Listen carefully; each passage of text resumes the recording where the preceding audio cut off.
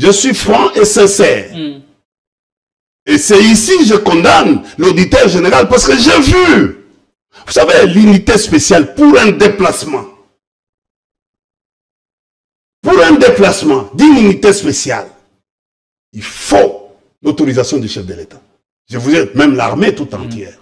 Je viens de vous dire ici... Et les témoignages renseignent que le vendredi dernier, dans la nuit, il y a eu la présence d'éléments de la garde républicaine. D'ailleurs, il y a un télégraphe qui date de longtemps, dans une boîte, vous ne devez pas, du chef d'état-major général à l'époque, général Etumba. Vous n'allez pas dans une boîte, ou dans un bistrot, ou dans un ganda. Il est interdit de voir la tenue. Pourquoi nos amis ici n'arrivent pas à vêtir?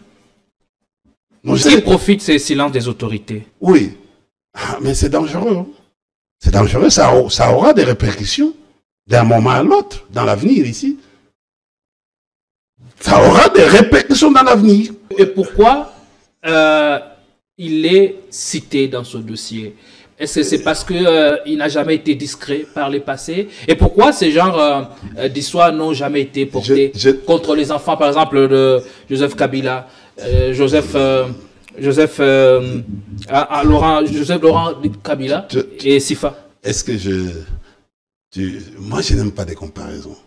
Non, c'est une question que vous avez posée. Répondez à la question. Peut-être en évitant la comparaison. Pourquoi tu ne compares? Il y a quand même une question qui... Je dis, pourquoi tu ne compares pas mes enfants? Parce que je les ai éduqués de manière à ce qu'ils n'aillent pas dans les boîtes. Kabila ses enfants ont une éducation de fer. Ils sont suffisamment surveillés. Ils sont là. Et au fait, les joueurs, les fils, mais il peut passer comme ça, hein? Il peut passer comme ça. Nous, par exemple, il salue toujours, bonjour papa, comment ça va papa India? Vous allez bien? Ah oui, nous étions avec lui en Namibie. Il pourrait se réveiller le matin, il vient, mais papa, je suis venu vous saluer. Joseph ou Sifa? Joseph et Sifa, la même chose. On allait au restaurant, c'est un exemple. Si, quand on s'est placé en ligne, au fait, il faut que, elle est déjà en ligne, elle me laisse la place pour se servir avant elle. Elle est l'enfant de mon mentor. Elle, c'est une femme, hein, qui dit non, papa India, passe devant, moi je peux pas. On fait une discussion devant les gens, moi je peux pas me servir avant toi. Et les gens étaient étonnés. Je vous parle d'un cas récent. Il dit non en Abidjan, en Côte d'Ivoire. Il me dit ça. Elle me dit ça. C'est-à-dire que non, quelque part, ça vous donne le plaisir de suivre ce modèle. Quand vous retrouvez un enfant qui vous dit ça, ça vous donne. J'ai toujours dit à mes enfants de faire attention dans la vie. À Kananga, le nom Bouénamountou résonne dans les mémoires comme une fierté scolaire, un modèle d'excellence catholique. Mais ce qui fut autrefois un temple du savoir, respecté et envié, n'est aujourd'hui qu'un vestige en souffrance. L'image la plus poignante reste celle de ces jeunes filles assises à même les sols poussiéreux, Kenambon, face à l'indignité silencieuse. L'école n'a pas assez de moyens pour se faire fabriquer les bancs. Mais nous luttons. Mais alors que Bouénamountou incarne la déliquescence de l'école publique à Kananga, un souffle nouveau s'est levé ce samedi. Sous la bannière du service national, un acte fort a été posé. 3000 bancs ont été remis à 12 écoles de la ville dans le cadre de l'opération nationale des dotations mobilier scolaires. Une cérémonie sobre mais hautement symbolique s'est tenue à l'esplanade de l'Epo Katoka. Chaque établissement a reçu 250 bancs, remis par le lieutenant général Jean-Pierre Kassongo-Kabwik sur instruction directe du président de la République. Qu'après avoir décrété la gratuité de l'enseignement, une mesure salutaire qui a ramené plusieurs millions d'élèves dans les circuits scolaires, le chef de l'État, son Excellence Félix-Antoine Tshisekedi Tshilombo, a pensé à l'amélioration des conditions d'accueil des élèves dans les écoles du pays. C'est pour cette raison qu'il a instruit le service national de fabriquer des bancs pupitres.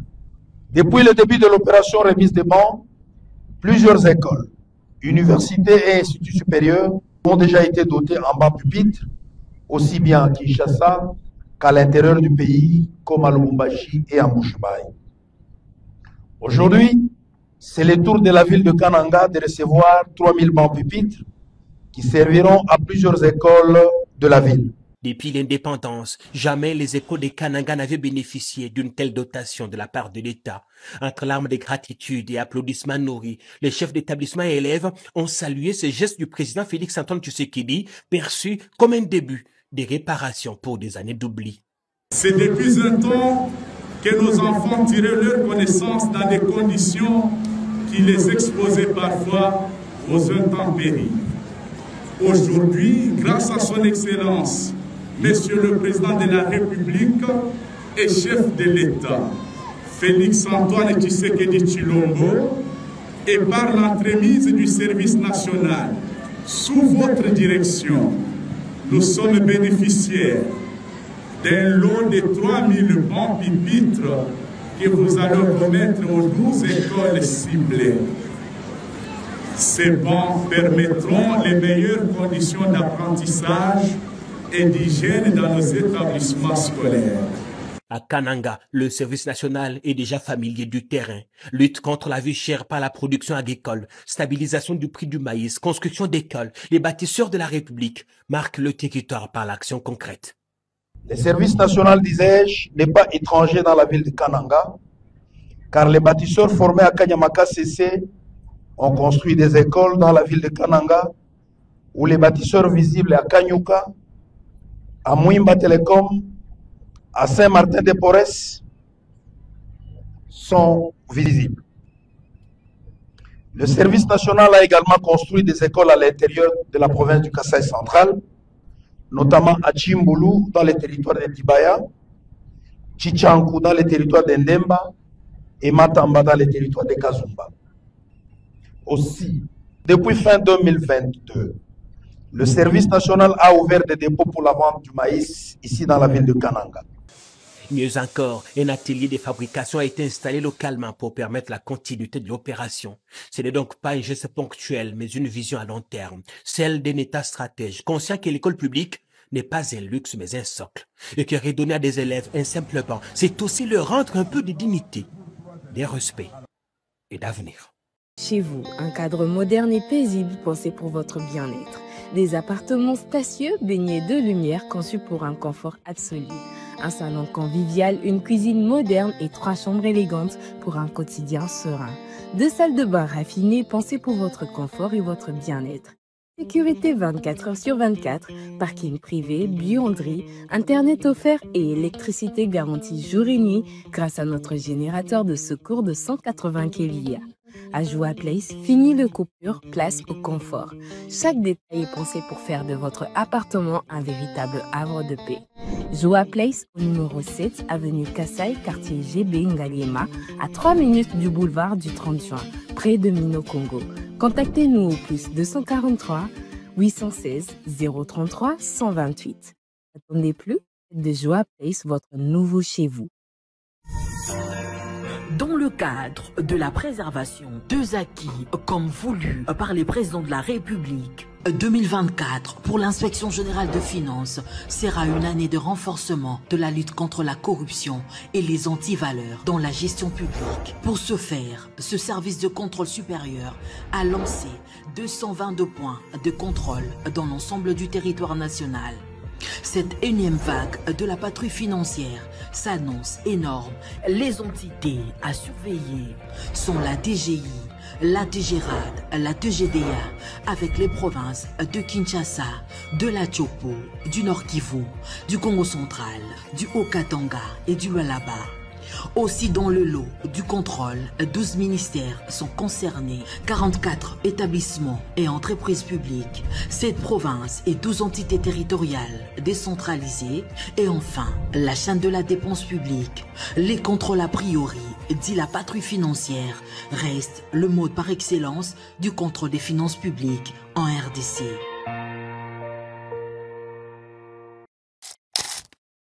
Et si vos élèves pouvaient apprendre autrement, en pleine nature, au parc de la vallée de l'Ancélé? Chaque visite scolaire devient une véritable aventure éducative. Safari Découverte, jeu interactif, leçons sur les développements durables.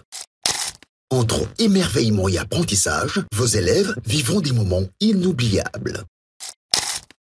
Et ce n'est pas tout. Découvrez l'école verte, un espace unique avec salle de classe, dortoir confortable et petit déjeuner inclus. Ici, vos élèves peuvent dormir, étudier et s'imprégner pleinement de la nature dans un cadre sécurisé et pédagogique. Avec nos forfaits spéciaux école, profitez d'un package complet comprenant l'entrée au parc, le safari découverte, l'accès à la plaine des jeux, un menu buffet et bien plus encore. Et le meilleur, grâce à nos prix forfaitaires avantageux, vous offrez à vos élèves une expérience éducative unique et inoubliable. Le parc de la vallée de l'Incélé. Apprendre en s'amusant, c'est possible. Alors, n'attendez plus. Optez pour un forfait scolaire selon vos besoins et réservez dès aujourd'hui.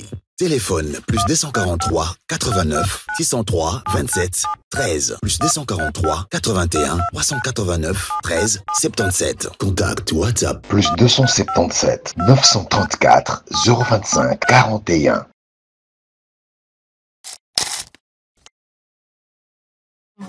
Totikala Setseko Ndenali Puta na wax de Maman Moseka Ndetoko Maka légende na 3.5 4.5 to 5.5 dollars signature Yalibela et Tikali inoubliable avec le wax de Maman Moseka.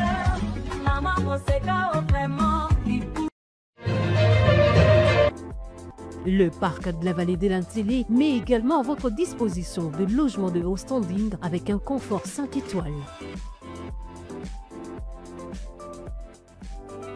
Le parc de la vallée de l'Incélé est ouvert du mercredi au dimanche de 7h30 à 17h. Pour tout renseignement, contactez-nous au plus 243 89 60 32 713 ou encore au 243 81 231 68 82. Totikala Setseko Ndenali Puta na wax de Maman Moseka Ndetoko Maka légende na 3.5 4.5 to 5.5 dollars signature Yalibela et Tikali inoubliable avec le wax de Maman Moseka.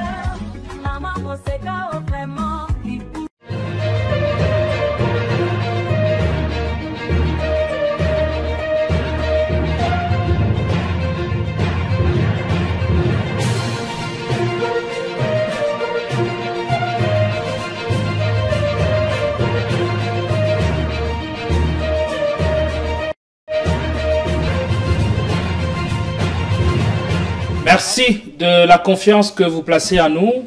Très content de savoir que vous êtes nombreux à nous suivre et à regarder ce nouveau numéro sur votre chaîne Politicon, la force du détail. Nous avons bon espoir que vous aurez à passer un excellent moment de télé, comme on aime bien toujours le dire ici, avec le soin du détail que nous avons pris pour vous servir, mesdames et messieurs. Rassurez-vous que le cocktail sera croustillant. Entre ambition et moyens, comment le Conseil de la jeunesse compte-t-il s'y prendre? La question sera évoquée sur ce plateau avec un faucon du PPRD qui a bien jugé défendable et répondre à notre invitation. On parlera aussi du procès contre Joseph Kabila. Les réactions fusent de partout. Certains organismes internationaux redoutent que ce procès présente enfin Kabila comme un martyr. C'est un cas qui n'est pas nouveau. Ce sont des cas qui ont déjà eu à se passer dans différents pays. On évoque l'exemple de Gaulle, qui a été pourchassé, dont on a voulu détruire le mérite et l'héritage, mais qui s'est révélé après une figure unificatrice de la France. De même avec l'ancien président ou le président, l'actuel président du Brésil, Lula da Silva, qui a été emprisonné. Après, il est revenu aux affaires. Est-ce que ce scénario peut-il se répéter ou se reproduire en République démocratique du Congo après que Kabila a été condamné par la haute cour militaire à une peine maximale. La question sera aussi évoquée et sera bien au rendez-vous. On parlera aussi de ce rendez-vous manqué à Washington pour un accord d'intégration économique avec le Rwanda. Le raison, on en parlera certainement dans cette émission. Voilà le menu. Prenez place, installez-vous confortablement car il y aura de quoi se mettre sous la dent. Une fois de plus, merci de nous avoir choisis. Pour en parler, on a sur ce plateau India Omar Force. Nous sommes contents d'ouvrir la semaine avec vous. Comment allez-vous? Non, je suis bien portant.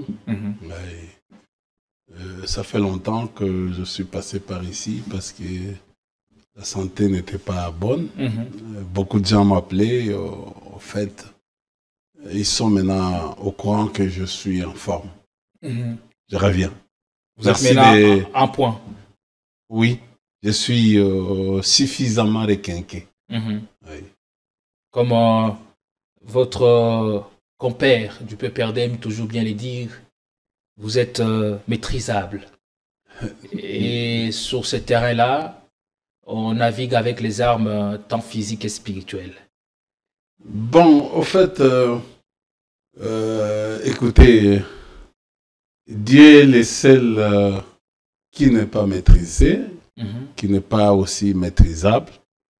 Au fait, je salue d'abord les jeunes, comme Iselo, au fait, qui continuent, malgré... Son embargo n'a pas jusque-là encore été levé. Mais au fait,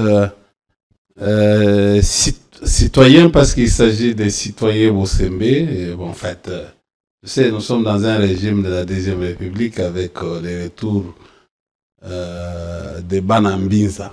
Donc, avec la tyrannie, avec la dictature aujourd'hui, je ne sais pas, il trouve les soubassements où, au lieu de réguler les médias, il vient, demain il va aller même chez les sportifs, chez les acteurs du théâtre, ainsi de suite.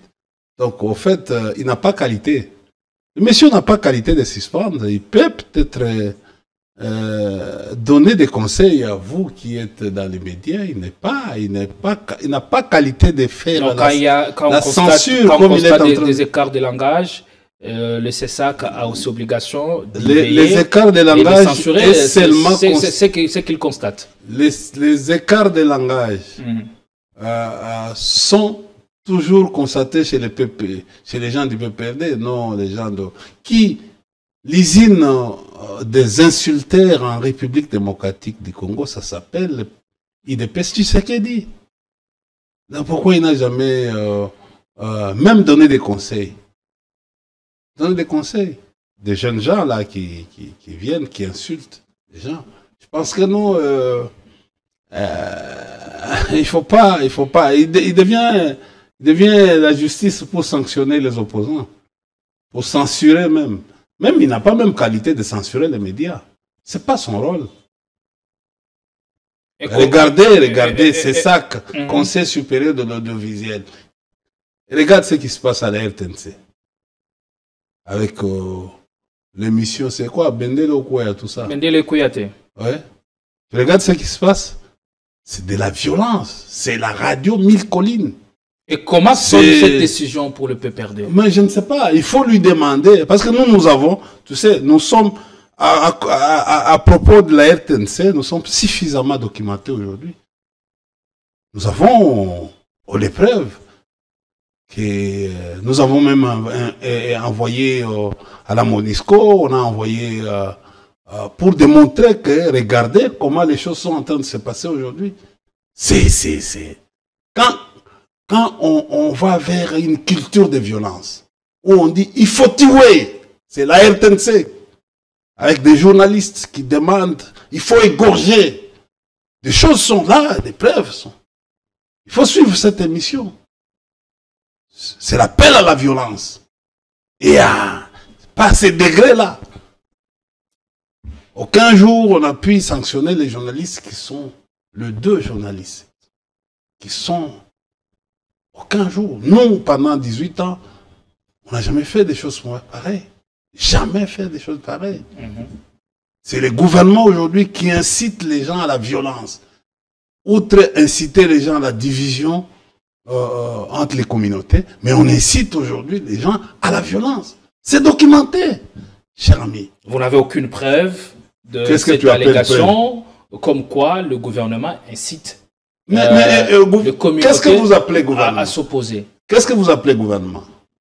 La RTNC, c'est un média qui fonctionne, un média du gouvernement. En principe, la RTNC devait devenir média du peuple, mais c'est un média du gouvernement. Bon, tout ce qui se passe aujourd'hui, la propagande qui est faite aujourd'hui, c'est structuré, c'est orienté. C'est orienté, c'est archivé. Mais on nous demande de consommer cette violence. Vous voulez quel genre de preuve? Mais le mât de la RTNC n'a pas changé depuis Kabila et même sous. Mais non, on n'a jamais demandé au fait, à cette confrontation avec, entre les communautés. On n'a jamais demandé à une culture de violence. Oui. Il faut suivre. Il faut suivre. Vous savez, avant la guerre, il y a quoi? Il y a d'abord verbal. Après verbal, il y a la confrontation. C'est ça. C'est, au fait, c'est cette colère verbale qui peut amener à une guerre. Mais pour parler de cette culture de violence que vous essayez de peindre sur ce plateau, il serait préférable d'abord d'établir noir sur blanc l'intention spécifique. Est-ce qu'aujourd'hui, y a-t-il une réelle intention d'en finir avec certaines communautés, comme vous le dites? Écoutez, je suis libre parce que j'ai des preuves. J'ai déjà même pris les soins d'appeler ces journalistes pour leur dire non, il ne faut pas faire ce genre de travail. Et finalement, ces journalistes ont dit merci pour les conseils. Alors, il n'y a jamais eu intention. J'ai dit, qu'est-ce que tu appelles intention? C'est peut-être écarté. J'ai dit, non, mais il y a répétition il y a répétition de faits. Moi, je vous parle ici, au fait, avec des preuves, parce que vous savez, au fait, dans un procès, l'âme d'un procès, ou l'âme d'un communicateur, ou communicant, ou la communication, c'est la preuve, ou les preuves. Quand on dit fait, signifie quoi? Fait signifie événement, signifie certitude, signifie événement. À telle heure, à 9 heures, on a vu, au fait, monsieur India avec monsieur Atibou Gédéon en train de tailler bavette à 9 heures. C'est un fait. Vous lui avez donné des conseils, il a accueilli ça avec beaucoup de sportivité. À partir de quel moment cette s'est cristallisée? Je suis en train de le dire. Je ne suis pas le seul témoin. Il y en a beaucoup. Mais comment la radio 1000 collines a commencé au Rwanda? C'est avec des choses pareilles. C'est avec des choses pareilles. Vous savez, quelle est la différence en politologie entre génocide et génocosque? C'est ça. Génocide, c'est-à-dire on envoie une communauté pour massacrer une autre communauté. C'est ça la justice. Pour exterminer une communauté. Ça s'appelle génocide. Mais génocosque, c'est un terme politologique employé pour des gains économiques. Comment? On massacre pour des gains économiques. C'est comme ça que vous avez vu les gens qui sont partis aux États-Unis n'ont pas trouvé l'assentiment de l'ensemble de la communauté internationale. Pourquoi? Parce qu'ils n'ont pas mûri la terminologie. Expliquez-vous en des termes beaucoup plus clairs. Le génocosque poursuit des visées beaucoup plus économiques. Oui, qui s'écarte de la ligne qui devait être... Alors que ce qui s'est passé en RDC, en fait, quand on dit... ça devait être réellement génocide. Mais parce que, par manque d'experts à la matière, ils sont allés vite en besogne. Ils ont utilisé des termes qui n'arrivent pas à avoir des explications. Le Congo a-t-il déjà connu un génocide? Plusieurs fois. On a vu. Et ça opposait quelle communauté à quelle communauté? En fait, il faut revoir l'histoire. Non, vous dites si vous voulez, oppose les communautés. Quelles sont les communautés qui étaient opposées pour qu'on en arrive là? Ce qui se passe ici, à quelques kilomètres de toi. C'est quoi? Ça s'appelle quoi? Les phénomènes Mobondo. Le phénomène Mobondo. Vous allez expliquer quoi? Il faut. Je n'ai pas... Si c'est un sujet, appelle-moi un jour, on aborde ce sujet. Je vais vous donner même la caractéristique. Vous savez, le problème, on est pressé, on n'arrive pas à mûrir. On n'en réussit pas ce qu'on veut. En fait, on est trop sensationnel.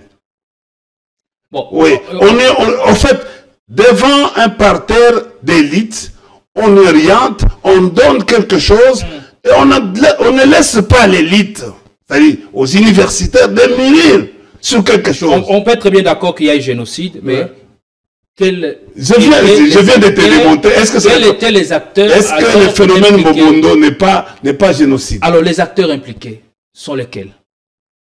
Ils sont là, ils sont nombreux. Ils sont nombreux. Et souvent, par expérience, l'histoire enseigne que ce sont plus des politiciens qui attisent des conflits, qui opposent les communautés les unes aux autres pour des gains sordides.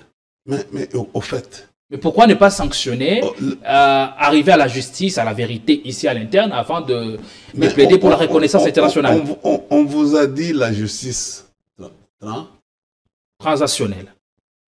Pourquoi les gouvernements continuent à traîner les pieds? Il faut demander à ce fameux gouvernement ici, gouvernement qui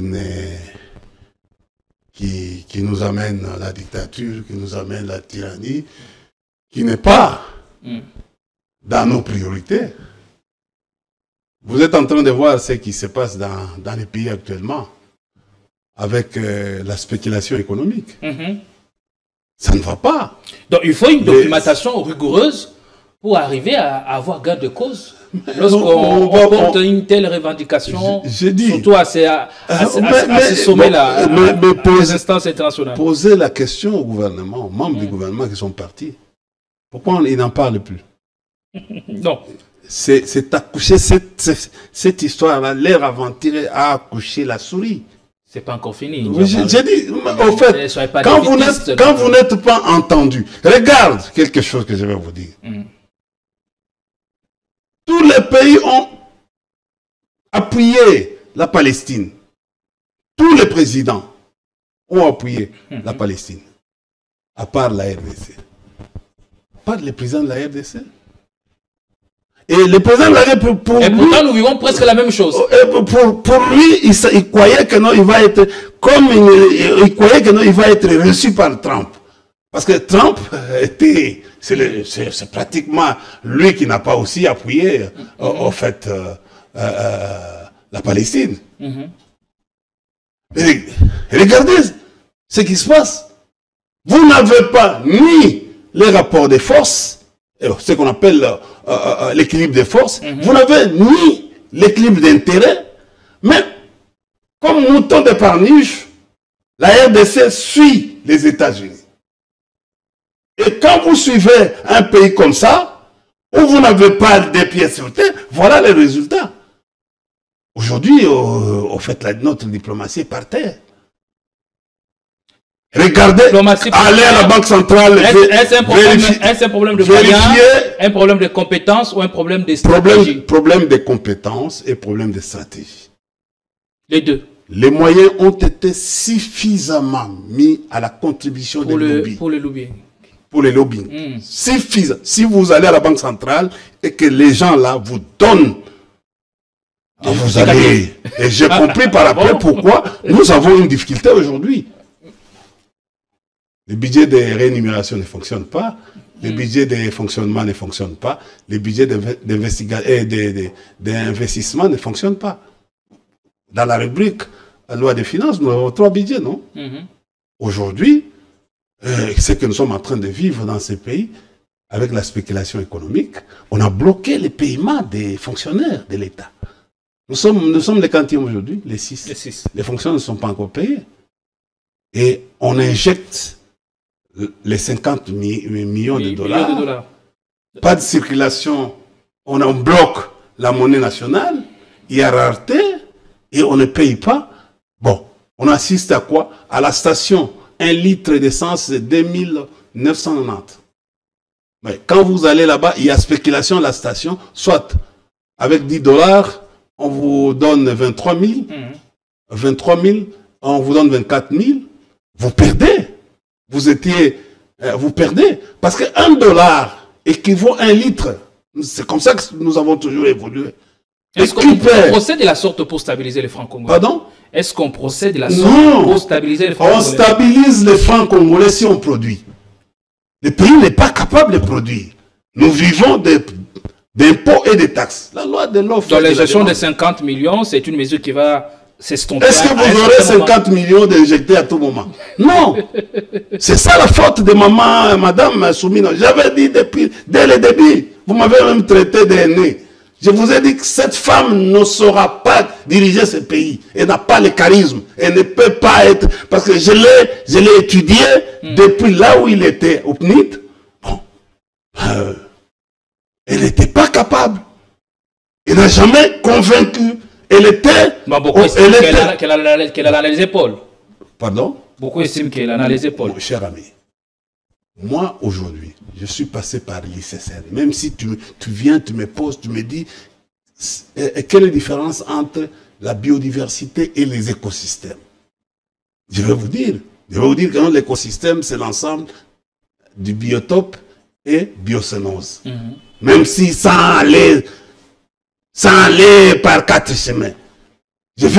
Comme j'ai déduit, j'ai dit directement. Quand tu veux, là où j'étais, comme dans le cadre, par exemple, du domaine du transport multimodal, oui, ou transport du travail, je vais aller directement pour vous dire comment, voilà comment, ou l'observatoire multimodal. Je vais vous dire carrément ce que je connais de ça. Mais écoutez, elle était au ministère du Plan, dans un endroit où, d'abord, il faut savoir comment capter les financements extérieurs. On va l'écouter au budget. Il va aller, comme on sait que nos députés ici sont toujours fatigués, on va aller avec un long discours, pas de contenu. C'est ce que moi j'appelle les discours de contenance. Ce qui s'est passé aux États-Unis. Vous avez vu, hein? Les présidents, pourquoi on n'aborde même pas ce sujet-là du discours du président? Président qui vient de faire un discours, vous n'avez même pas vu les analystes en train, même les leurs, en train d'aborder. Le président s'est de l'ONU. Oui, le président Tshilombo s'est écarté du sujet. Mais c'est mes amis, mes collègues analystes stratégiques, à qui nous avons fait les études. C'est terrible. Oui, il y avait un sujet. Tu vois, à chaque Assemblée générale des Nations Unies, il y a un sujet pour que les gens qui viennent ne s'écartent pas du sujet. C'était là. Il y avait sujet climatique, il y avait tel.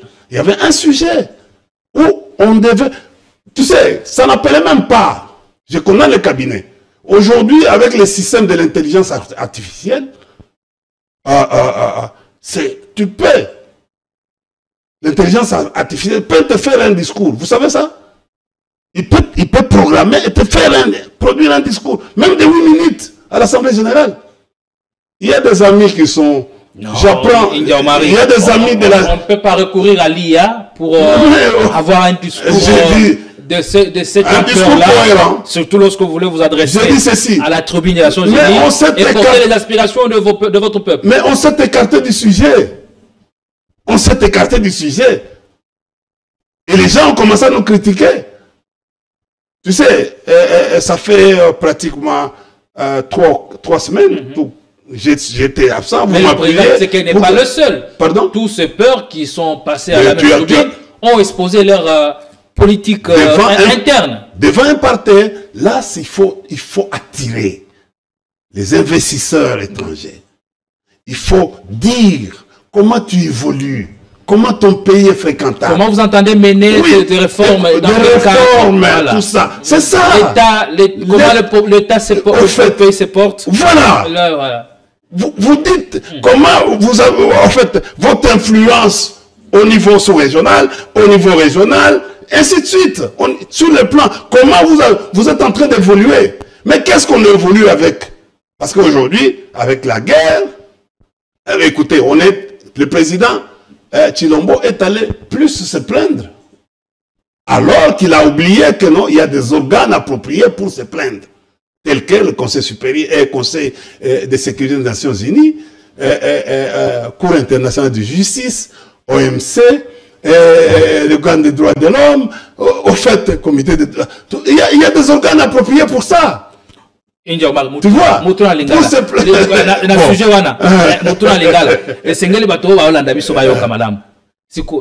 India Omari Azali ko se plaindre n'entourage à Mokonzamboka. Ils ont mal fait les choses. Même, écoutez, Tozo Sala Moussala, bande konanga congolais, Tozo Sala Moussala, Baloba, ono biso opposition te propose à gâter.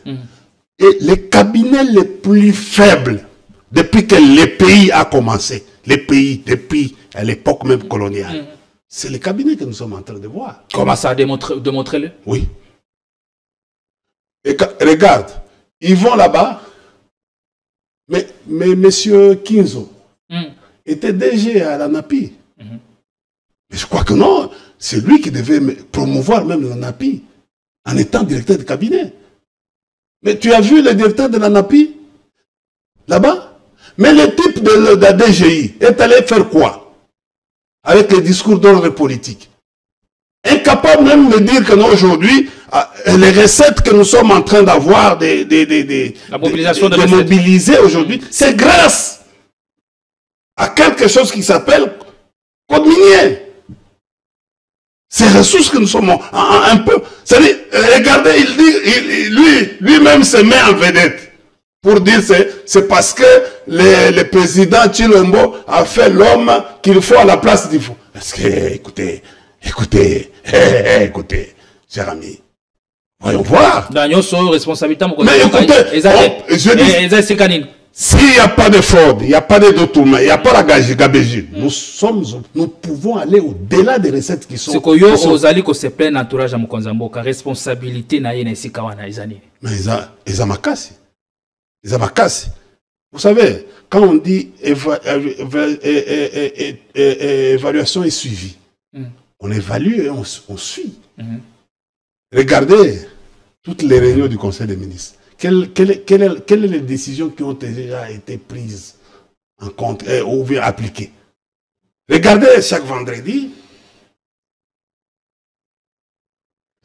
Rappelez-vous que non, un jour, dans un Conseil des ministres, on avait parlé, après ce qui s'est passé avec les inondations, intempéries. On avait imaginé construire c'est comme 1000 maisons, non? Mais est-ce qu'on peut encore parler de ça? On peut encore parler de ça? Je peux vous dire beaucoup de décisions qui n'ont jamais été appliquées du Conseil des ministres. Quel est le travail du cabinet du président de la République? C'est de faire les suivis. On a décidé dernièrement de déployer les éléments de la PEM pour réguler la circulation routière. Vous n'avez pas d'argent. C'était une décision qui a... Vous n'avez pas d'argent. Il faut toujours planifier. Avant de prendre une décision, il faut une planification. Il faut un comité du gouvernement. On vient, on prend. Tu sais, avec cette histoire d'embouteillage, il y a eu déjà l'argent qui était sorti.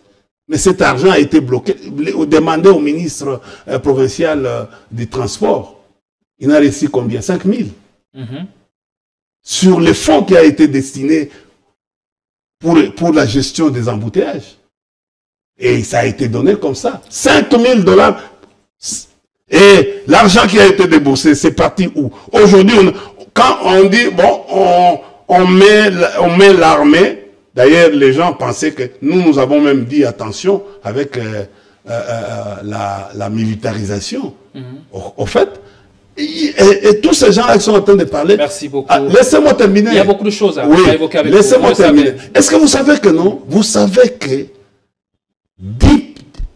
une section, la seule qui est capable d'obliger une section, un déplacement d'une section, c'est le président de la République.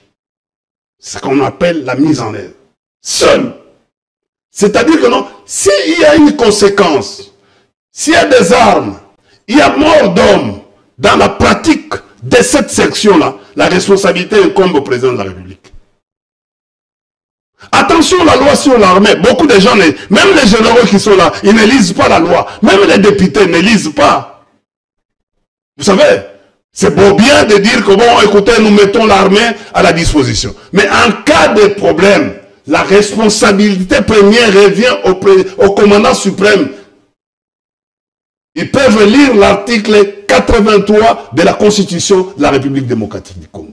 Ils peuvent encore lire l'article 156 de la Constitution de la République démocratique du Congo à ce qui concerne les juridictions militaires.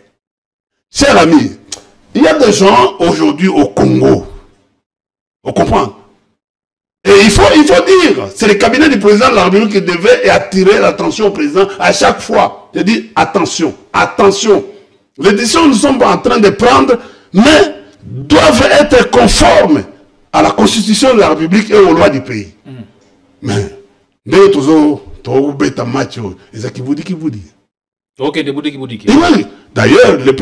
ce que le président vient de faire avec la jurisprudence, il doit faire attention. On va y arriver. Demain, on va y arriver. Lui, avec...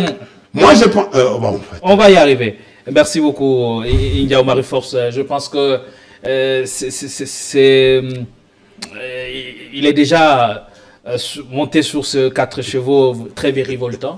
Et je pense qu'il va garder la même énergie jusqu'à la fin. On a besoin de cette énergie pour galvaniser et surtout enranger le grand public qui nous suit en ce net moment. L'actu est abondante et depuis quelques heures, on parle de ce scandale. Scandale qui s'est passé au nightclub Nouveau à Kinshasa dans la commune de Gombe. Et Anthony Tshisekedi est au cœur du débat. Première question directe. Que savez-vous de ce scandale ou de ce qui s'est passé vendredi dernier au nightclub Nouveau? Est-ce Anthony Tshisekedi est-il victime ou coupable? Bon, écoutez, je ne suis pas dans un tribunal populaire. Moi, je ne suis pas... La différence entre Bissou et opposant, Bissou et pouvoir, nous, on attend que soit un procureur, comme ça s'est fait en France, quand il y a un scandale ou quoi, où il y a des informations comme ça, ou soit les porte-parole du gouvernement qui viennent éclairer notre lanterne, au lieu de laisser la spéculation. Regardez comment nous sommes en train d'évoluer. Il y a tollé, il y a clameur publique. Mais c'est ça, s'il y a une clameur publique, mais c'est l'autorité de venir éclairer la lanterne, au lieu de laisser les bruits. Et ça profite à quoi? Ça profite à nous. Nous avons vu tous une vidéo, plusieurs vidéos qui circulent sur la toile. Vous savez, est-ce que je suis obligé de parler de ce dossier que je ne maîtrise pas pour le moment, pour l'instant? Je condamne. Mais au regard des premiers indices dont vous disposez, oui. Qu'est-ce que cela vous inspire? Je condamne, personnellement. Je condamne l'auditorat général de la République. Parce qu'on a vu il a sa responsabilité là-dedans. Il devait éclairer la lanterne. Je condamne aussi les parquets généraux de la République. Je condamne aussi les ministres de la Justice qui devaient donner les injonctions par rapport à ça pour éclairer la lanterne. Puisque aussitôt que la rumeur a fait du chemin, on devrait ouvrir une enquête. J'ai dit, on attend quoi? J'ai dit, on attend quoi? Regardez comment tu abordes cette question avec beaucoup de légèreté. Non, non. Oui, oui. On aborde la question avec beaucoup de prudence. Attention. Sans rien affirmer. Mais votre travail, ce n'est pas ça. Votre travail, c'est de recueillir, d'aller chercher l'information, de les traiter et de les diffuser.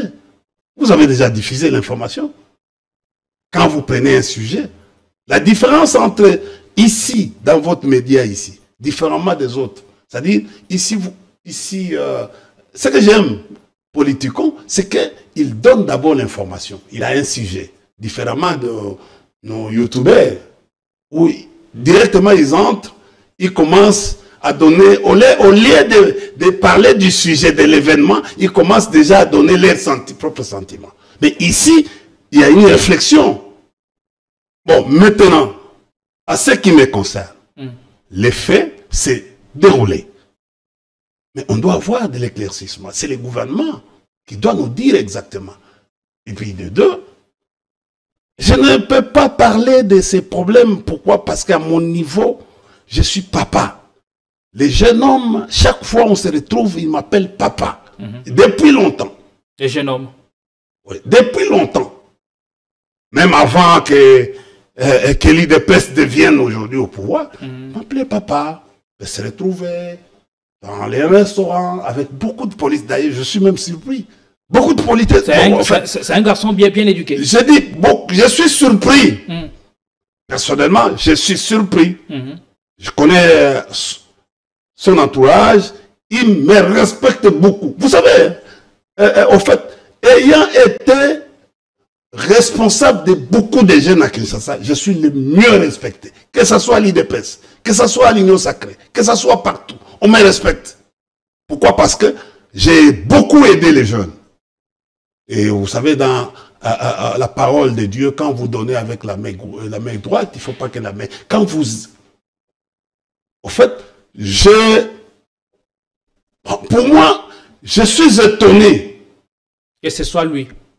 Vous ne le voyez pas capable moi, personnellement, je suis... Écoutez, je suis franc et sincère. Et c'est ici que je condamne l'auditeur général parce que j'ai vu, vous savez, l'unité spéciale pour un déplacement. Pour un déplacement d'une unité spéciale, il faut l'autorisation du chef de l'État. Je vous dis, même l'armée tout entière. Je viens de vous dire ici... Et les témoignages renseignent que le vendredi dernier, dans la nuit, il y a eu la présence d'éléments de la garde républicaine. D'ailleurs, il y a un télégraphe qui date de longtemps dans une boîte.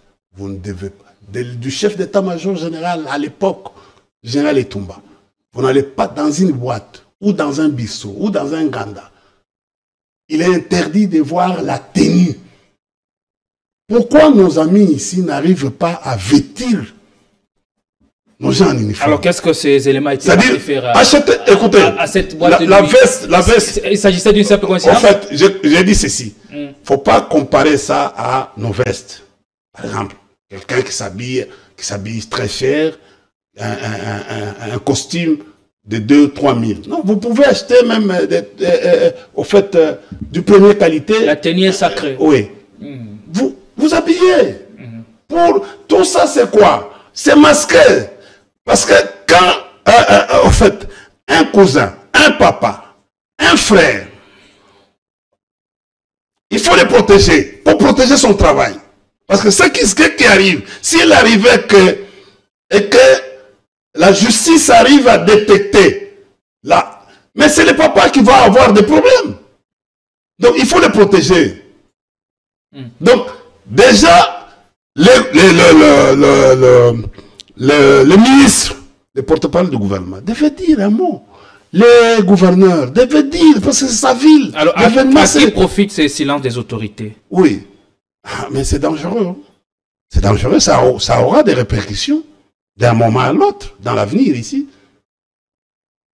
Ça aura des répercussions dans l'avenir. Parce qu'aujourd'hui, maintenant, la communauté internationale s'est saisie. J'ai appris depuis hier qu'il y a Human Rights Watch commence à chercher à documenter. Au travers, il y a les trucs des droits de l'homme, la MONUSCO, tout ça profite à quoi? On va encore affaiblir le goût. Tu sais, à l'époque, quand moi j'étais étudiant, il suffit qu'il y ait des morts au campus de l'université de Lubumbashi.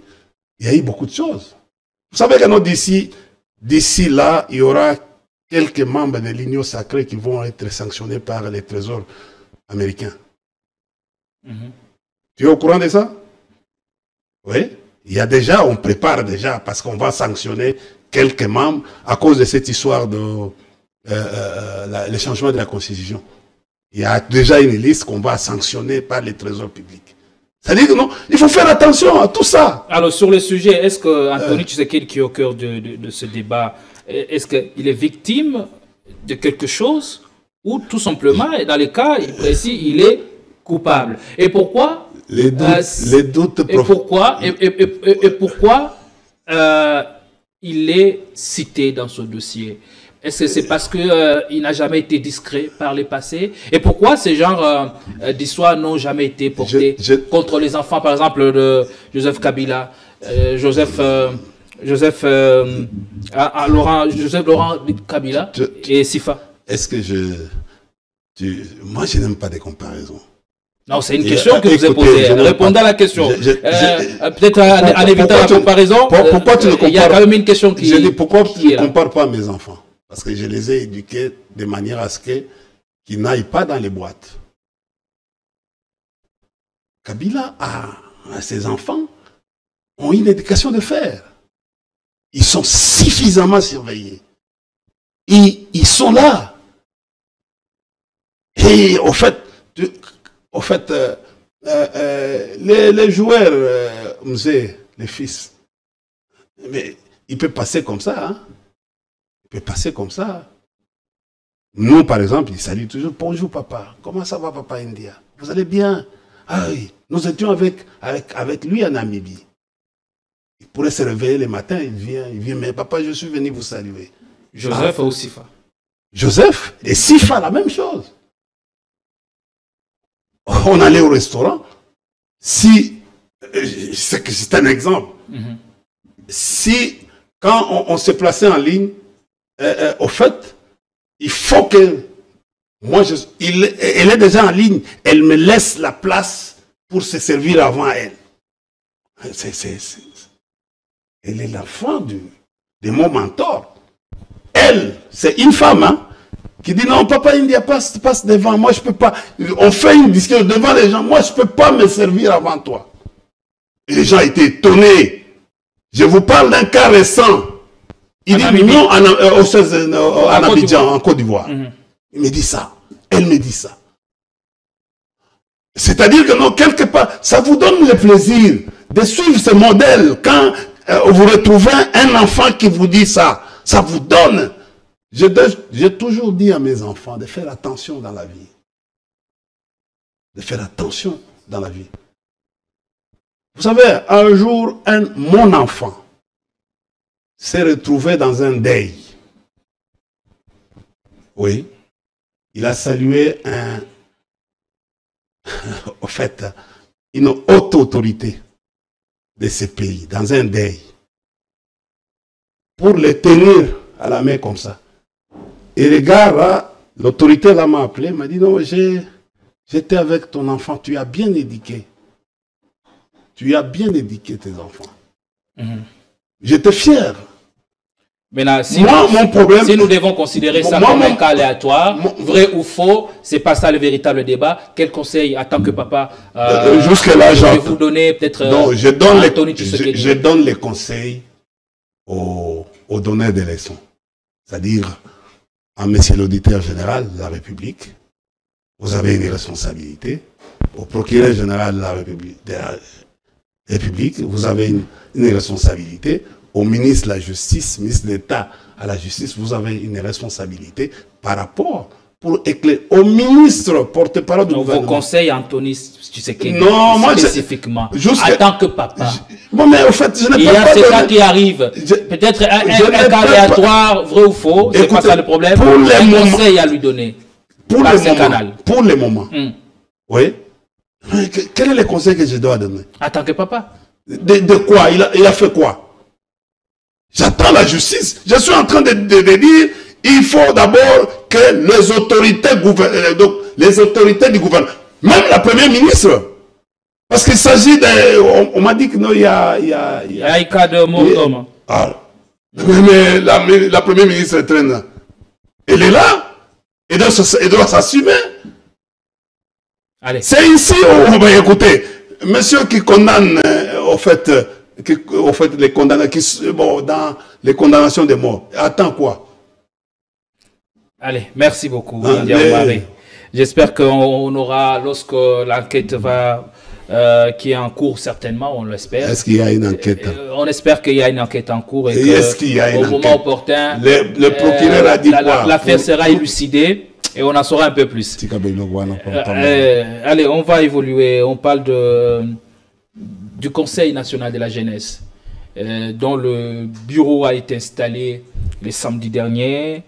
À cette investiture, le président de la République a participé et la ministre de la Jeunesse, Grace Coutinho, y était aussi bien présente et il s'est illustré par un discours sur lequel nous allons certainement revenir car il y aura beaucoup de choses à dire là-dessus.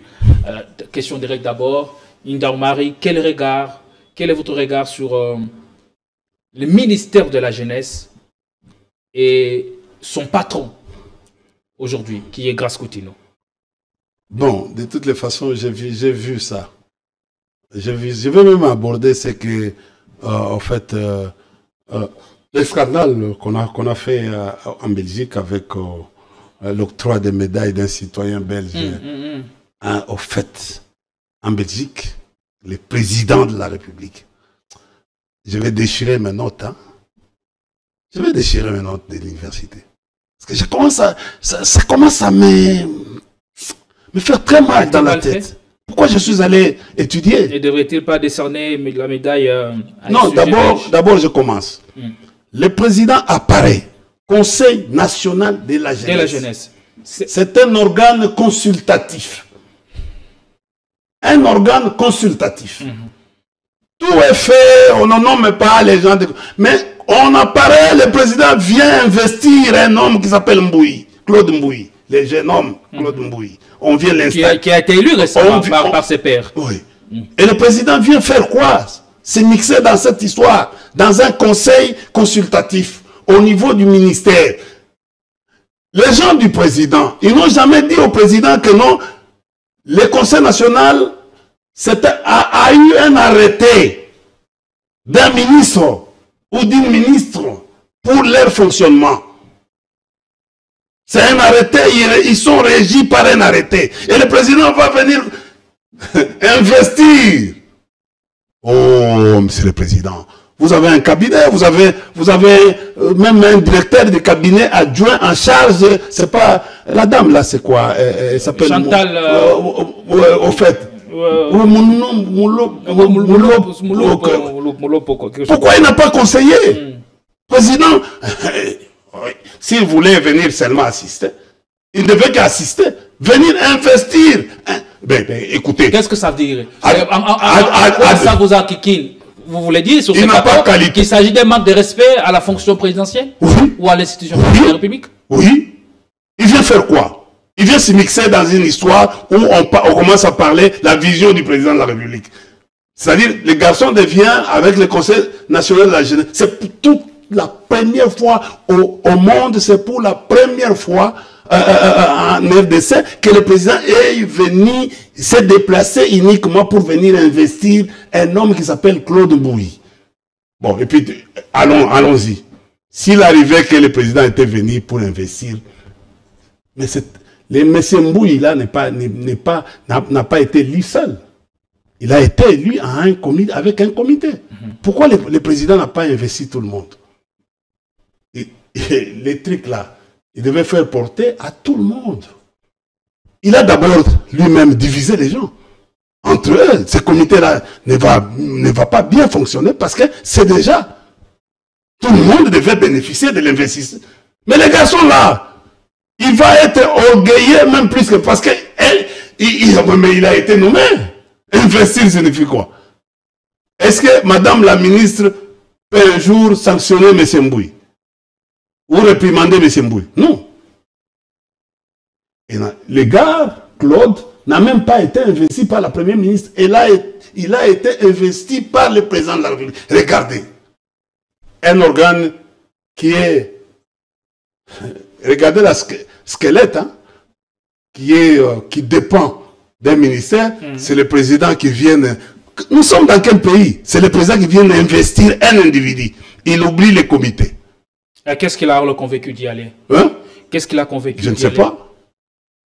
Bon, en fait, assister, il devait seulement peut-être bâtir la équipe Timoro Pembeni afin d'y Atali. Peut-être à couper ça conseil. Et puis il y avait deux discours longs. Madame la ministre, discours longs. Même il y a mon président. Aïe, a tombé sur une erreur. Le discours, vous savez, la catégorie de la jeunesse n'est pas sociologique. Oh, monsieur le président, c'est sociologique.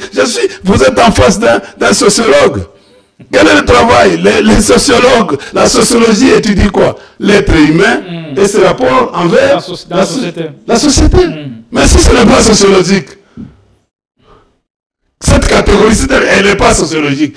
Je ne veux pas trop attaquer le président sur son discours, parce que je peux mettre mal à l'aise tout le monde. Et c'est ça mon travail comme opposant. C'est quand je veux bien, quand le président vient, il parle, moi je décèle les erreurs. C'est ça mon travail. Il y a eu beaucoup d'erreurs, monsieur le président. Et je suis en train de vous dire ici, au fait, pour vous aider, les gens de votre cabinet, les gens qui sont avec vous, ne vous aident pas. Votre regard sur le ministère de la Jeunesse et son patron. D'ailleurs, est-ce que le ministère de la Jeunesse aujourd'hui a un contenu pour que l'on espère mieux à l'avenir? Regardez, dans les déroulés de ce qui s'est passé. Tu sais que non, la dame qui faisait la modération, c'est-à-dire l'animation, tout ça, elle n'a pas su. Vous savez que non, on lui a même obligé, elle n'a pas compris, on lui a obligé, qui a fait même très mal à la première ministre, à une chanson franc-congolais. Mais pendant cette période, avec la situation que nous sommes en train de vivre, vous savez, il y a maintenant l'animosité entre Kabila et M. Tshilombo. Actuellement, les jeunes, avec la publicité qu'on a fait à Kabila, on demande la chanson franc-congolais. Ça a été chanté pendant la période du président Kabila. Vous savez, a été recommandé cette chanson-là. Tu sais ce que ça fait? La population commence aujourd'hui à revoir Kabila à tout moment. Avoir une mémoire pour Kabila. Tu as vu les gens qui sont allés à la fondation Kabila pour plairer par rapport à la situation, par rapport au taux de... au fait. C'est la suite logique de ce qui s'est passé. Les gens sont allés. Comment les Kounouna peuvent quitter Matongé et arriver jusqu'en ville, à la fondation, pour aller plairer et parler. La fondation Kabila. Donc aujourd'hui, écoutez, au fur et à mesure que ce qui se passe entraîne la popularité de Kabila. On parlera lorsqu'il s'agira du procès. Quand tu dis que non, quand tu as parlé... J'ai parlé du contenu de la jeunesse et l'image aujourd'hui que renvoie Grace Coutinho, et surtout après son énième discours de samedi dernier. Est-ce qu'elle continue à convaincre? Elle a tapé dans l'heure d'un Congolais, ou il y a encore beaucoup de choses à rectifier? Il y a beaucoup de choses. Je crois qu'il faut l'aider à l'encadrer. Nous sommes dans une société de contradictions. Elle doit s'effacer d'abord pour le moment. s'effacer. S'effacer. C'est le moins qu'elle puisse faire. Oui, elle doit s'effacer.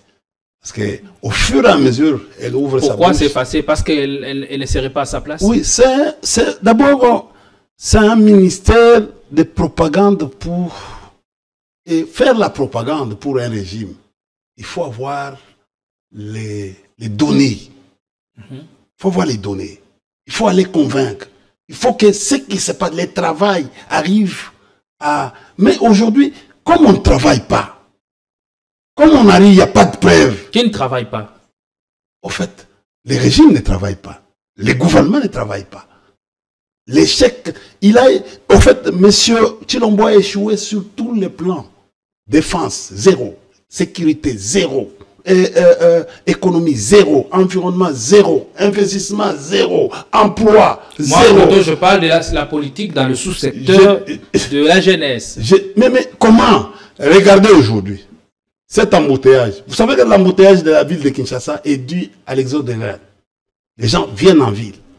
Il faut décentraliser. Il n'y a pas que ça. Il y a ça d'abord. Et les désordres.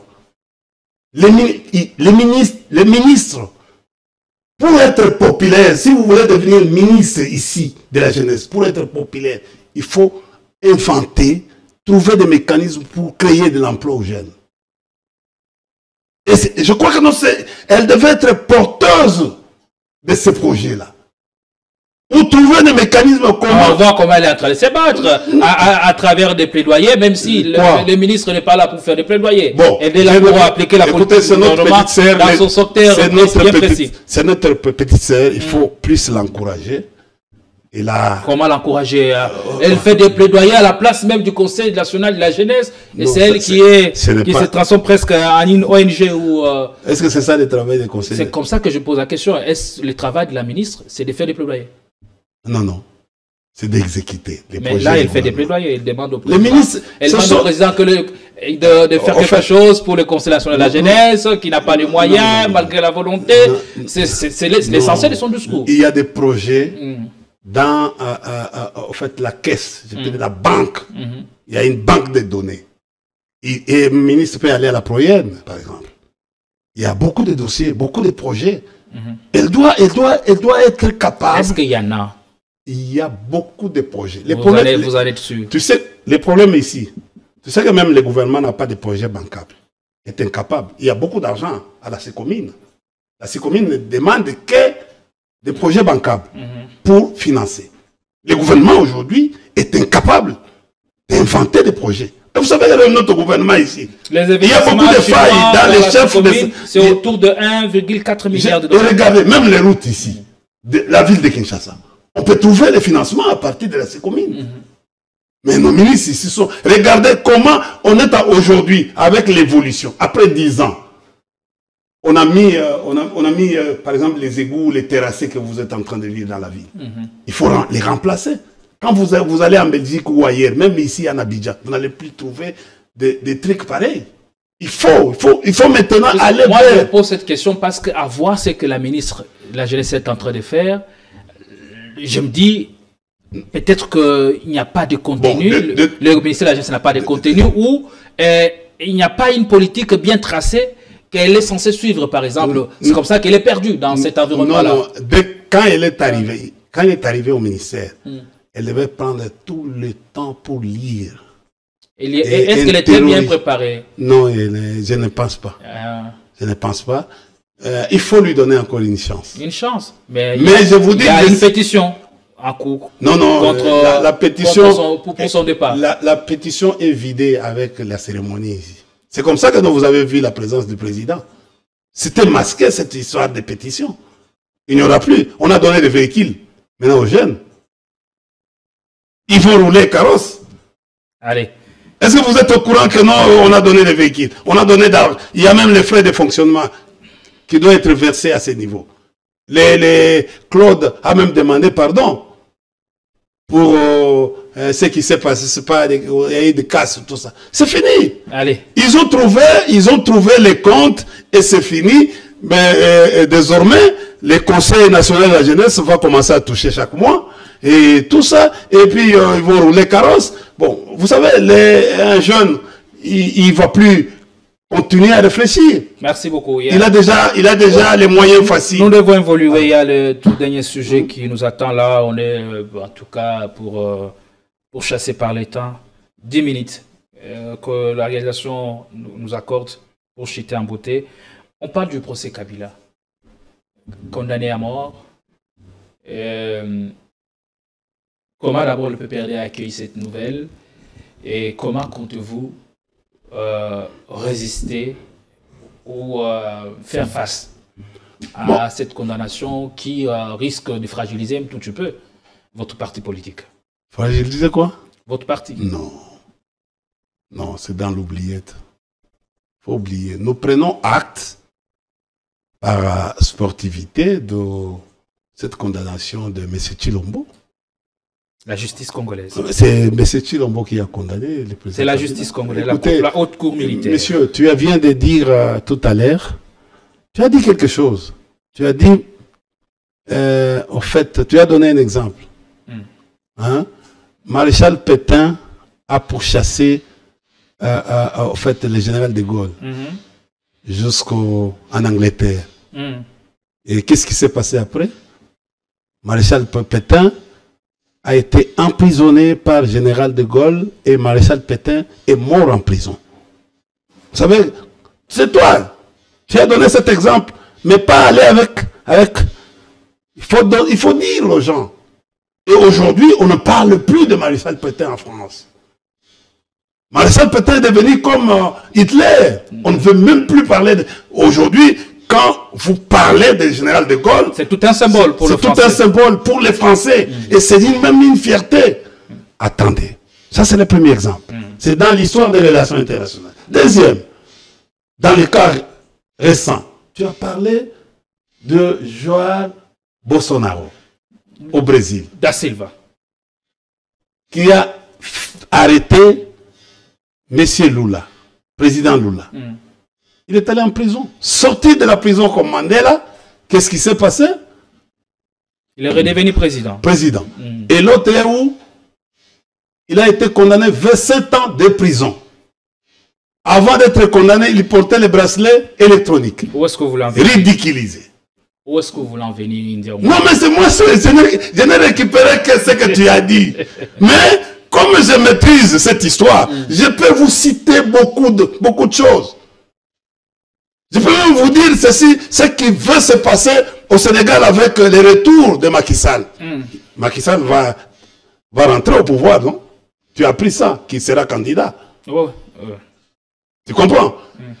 Mais écoutez, Kabila est... Est-ce que le scénario, dans le contexte du Congo, beaucoup d'exemples, je peux vous citer beaucoup d'exemples en Afrique, beaucoup d'exemples en Europe, beaucoup d'exemples aux États-Unis. Tu vois? Même avec notre frère Trump, tu vois, qui a été supposé même à un certain moment être condamné, mais il est ressorti comme président. Donc, tranquillise-toi, cher ami, tranquillise-toi. Qu'est-ce qui se passe? Ça ne sert à rien aujourd'hui de faire les droits. Nos amis, j'ai beaucoup de respect envers ceux qui ont fait les droits, mais je pense que non, un procès d'abord,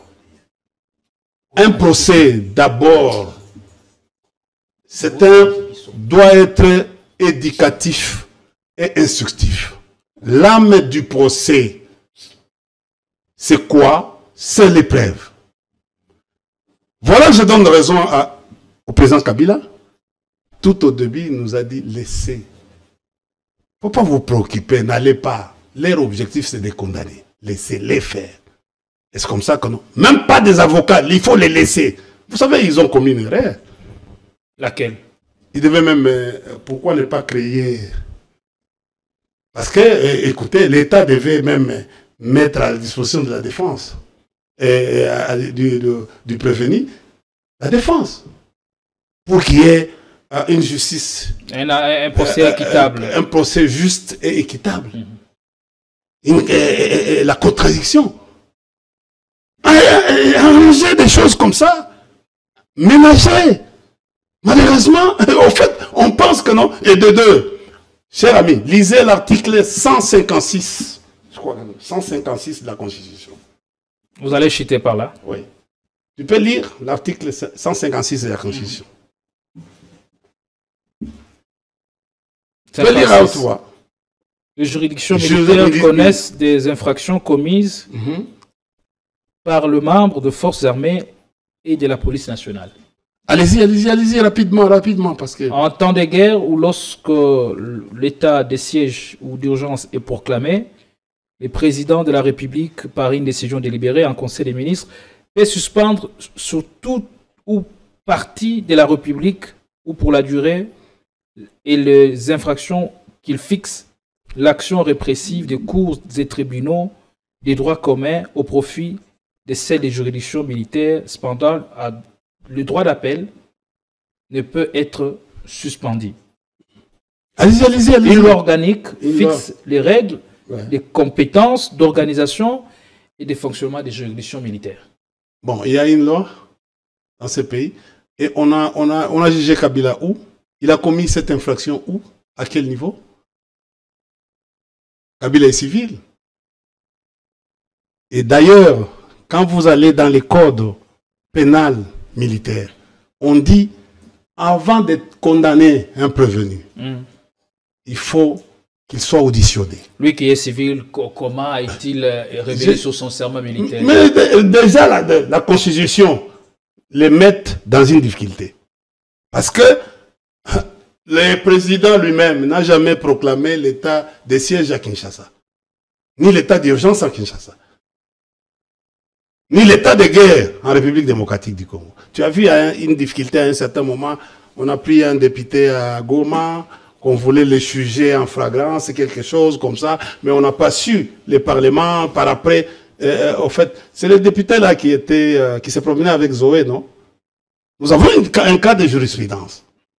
Mais alors, à un certain moment, la Cour s'est retrouvée incompétente de juger un député à l'époque. Regardez les erreurs. Regardez les erreurs. Mais des pays, est-ce que vraiment le pays a des juristes? Ça, c'est la Constitution. Moi, écoutez, le problème pour moi, c'est quoi? Même si on a violé les statuts au fait, des anciens présidents de la République, bon, en allant par des chemins courts, des cycles courts, que j'appelle, mais là-bas, la Constitution continue à les coincer. Ce procès ici, c'est un faux procès. Bon, écoutez, vous condamnez le président Kabila à mort et vous lui demandez de vous payer 32 milliards. Près de 33 milliards de dollars. Faisons la sommation. Depuis que la justice est créée dans ce pays, si on peut faire la sommation, on n'aura même pas... je ne sais pas même... Si de tout ce qu'on a en fait, pour payer, on ne peut même pas avoir 10 milliards. Si on peut commencer depuis 1950 ou 60. Bon, 32 milliards, c'est-à-dire que chaque Congolais, nous avons une population de 100 millions. Chaque Congolais aura pratiquement 220, tu auras 220 dollars. Et quand vous condamnez déjà quelqu'un à mort, et vous lui demandez de l'argent, regardez comment les choses se passent dans ces pays. Donc la peine de mort, c'est la peine la plus lourde dans le cas de notre loi. Est-ce que on vient les amendes financières pour dommages et intérêts ne peuvent pas être demandées? C'est calculé à monnaie étrangère. C'est ce que notre droit le dit dans les codes. C'est en franc congolais ou bien... Regardez comment des vieux papas, en fait, regardez comment l'élite... Mais la condamnation est actée, Kabila doit boire le calice jusqu'à la ligne. Acceptons. Mais allez les prendre. Tout le monde sait, même si on a fait un spectacle, le spectacle c'était quoi? Le spectacle c'était quoi? On met une photo de Kabila, c'était ça, non? Devant, Mais il paraît que cette photo est même dans une cellule, en prison à Makala. Mais Kabila, le gouvernement sait là où Kabila se trouve. Qu'on aille les prendre. Mais nous, au niveau du PPL, nous avons déjà un mécanisme. Vous êtes fragilisé. Non, nous ne sommes pas fragilisés. Qu'est-ce que vous... C'est un coup de ferré sur votre tête. Écoutez, les tollés que ces procès a fait sur le plan international. La Belgique a fait hier, avant-hier. L'Allemagne. Qu'est-ce que ça veut dire? Mais non, c'est pour vous dire... souverain. Les pays régis par ces lois, ici, c'est la même chose. En quoi la réaction des autres nous dérange? C'est la même chose que vous retrouvez un président de la République qui se déplace pour aller donner des médailles avec les chanceliers en Belgique, à un citoyen belge. Ça s'est fait où? Ça ce n'est pas... Il a fait ce qu'on appelle, il n'a pas respecté les Congolais. Pourquoi ne pas appeler ces Belges-là de venir ici au Congo et d'obtenir la citoyenneté congolaise, elle peut qu'obtenir ici, sur notre territoire. Allez. Tu as vu, quelle est l'autorité belge que tu as vu là-bas? Un président de la République s'octroie. Écoutez, nous sommes dans un domaine de privilèges, un domaine d'honneur, ce qu'on appelle les relations internationales, vous savez, les sciences diplomatiques. Un président, il a des canaux diplomatiques, il ne peut pas s'octroyer pour aller déshonorer tout un pays à l'extérieur. En 30 secondes. Vous savez que non, ils peuvent, à l'avenir, pour cette histoire-là, pour cette cause-là, il peut être condamné. Votre dernier mot, que retenir de ce procès Kabila, en quelques mots, en définitive? Pour le PPRD, comment comptez-vous mener la suite de votre combat? C'est un procès politique de honte. Parce qu'après, moi, je crois bien que c'est le PPRD qui sera mené dans les visères. Hein? J'ai dit ceci. En tant que branche politique de l'AFCM 23. Tu peux me laisser. Donc Kabila est l'instigateur. Je dis, le PPRD a toujours, c'est les partis aujourd'hui. Kabila est un challenger. Par contre, moi je félicite. C'est que cette condamnation de M. Chilombo, parce que c'est Kabila aujourd'hui qui devient populaire à travers le monde. Parce que regardez ce procès qui a engendré cette histoire aujourd'hui, des réactions de la communauté internationale. Bref. Donc, nous avons, je vous ai dit, nous avons pris acte. Nous avons la Cour européenne, nous avons la Cour africaine, des droits de l'homme et des peuples. Nous avons des mécanismes. On ne peut pas venir ici vous dire que bon, nous allons faire ça. Non, non. Non, on ne vous dit pas. Mais on a des actions que nous allons... Nous sommes déjà en train... De quelle action vous parlez? De quelle action vous parlez? J'ai dit ceci. Vous allez mener quelle action? Vous allez mettre le pays sans dessus? C'est quoi? Nous avons des... Nous ne devons pas. Nous devons nous défendre. On a déjà annulé ce procès. Au niveau international, c'est déjà balayé parce que ce procès n'a pas un valeur au fait, sur le plan international. Kabila est là. Si vous voulez aller le prendre, vous allez le prendre maintenant. Nous, quand tu dis PPRD, oui, on a déjà fermé, comme ça, par l'arbitraire, on a fermé notre siège. Mais nous évoluons, nous sommes en train d'évoluer. Aujourd'hui, nous sommes dans les viseurs, oui, effectivement. Regardez, Camiselo, parce qu'il gêne. Le fait de dire maîtrisable, le président a peur. Et vous écoutez, et vous demandez, mais écoutez, tu sais que non, Camiselo, on a envoyé avis de recherche pour les prendre. Allez, merci. Alors que les gens, la secte IDPS, continue encore à insulter. L'IDPS, c'est pas une secte. C'est une secte. Non, non. Oh, mais j'ai dit, c'est une secte. Non, non, non, non. C'est une secte. C'est un parti politique. Qu'est-ce que tu appelles sans agrément? Sans agrément? On est arrivé à la fin. J'ai dit, mais je parle. Secte signifie quoi en français? Facile. C'est une insulte? L'IDPS, c'est une secte. Appelez les choses par écoutez, un parti politique, le seul parti politique qui a trouvé l'agrément en 2013, ça s'appelle le parti de Tchibala. Et comment vous deux partis peuvent évoluer avec un même agrément? Bon, c'est pas ça le sujet. Marie, nous sommes arrivés à la fin. Merci. Mais vous ne voulez pas la vérité? Non, non, malheureusement. Il ne faut pas avoir peur. De temps en temps, moi, je ne suis pas comme la secte IDPS. Moi, je m'assume. J'ai dit aujourd'hui que le l'UDPS est une secte et il n'a pas d'agrément. Et je demande à ce que le ministre de l'Intérieur... pleinement la responsabilité de vos propos, sur ce plateau, l'UDPS n'est pas une secte. Mais écoutez, un parti politique doit remplir les critères. D'abord, pour être un parti politique, il faut avoir un agrément. Merci beaucoup. Oui. Nous sommes arrivés à la fin. On aura tout le plaisir de vous retrouver très très prochainement pour aborder d'autres questions d'actualité. Merci de votre temps que vous nous avez accordé pour démarrer la semaine avec vous. Et à vous tous, nous vous retrouvons tout à l'heure avec d'autres contenus sur votre chaîne. Prenez soin de vous et à tout à l'heure.